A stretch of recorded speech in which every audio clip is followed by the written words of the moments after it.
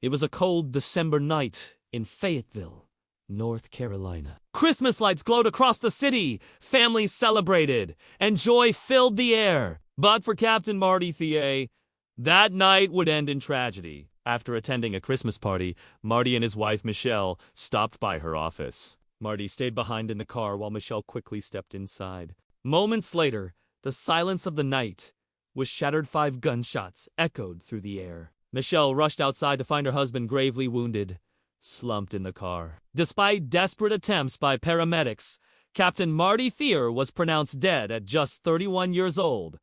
Who would want to kill him? And why? Marty's story began far from that night. Born in 1969 in Germany, he was raised in the United States after his father abandoned the family. Life wasn't easy, but Marty was determined. He grew into a disciplined and ambitious young man, excelling in school, sports, and eventually, the military. During his teenage years, he met Michelle, the daughter of a military family. She was charming, ambitious, and shared his drive for success.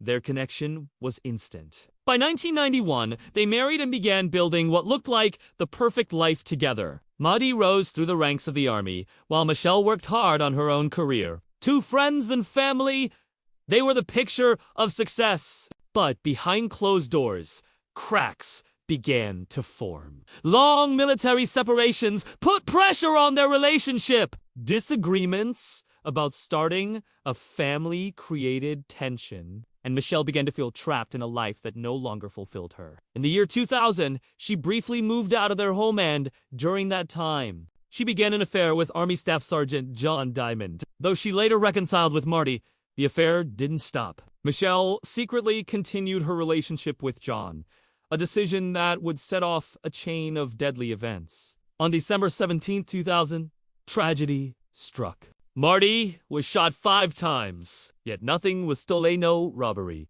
no random attack. Investigators immediately suspected something deeper. As they dug into Michelle's life, shocking secrets emerged.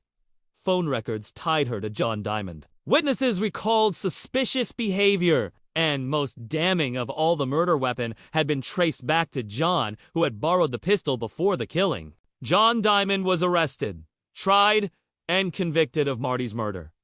He was sentenced to life in prison, but investigators weren't finished. The deeper they looked, the more chilling the evidence became. Emails, messages, and witness statements revealed that Michelle was not an innocent grieving widow. She had been actively plotting with John.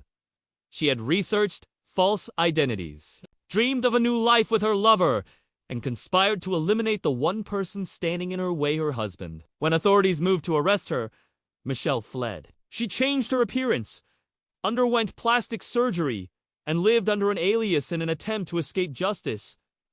But her freedom didn't last. In 2002, she was captured. Her trial in 2004 gripped the nation. The jury heard how a wife, once seen as devoted and loving, had betrayed her husband in the worst possible way. Michelle Thear was found guilty of first-degree murder and conspiracy. She was sentenced to life in prison without the possibility of parole. Captain Marty Thear was remembered as a loyal son, a disciplined soldier, and a man whose life was cut short by betrayal and obsession. His story is a chilling reminder that sometimes the most dangerous threats come from strangers, but from those closest to us. This is the story of love, lies, and a deadly betrayal that ended in tragedy.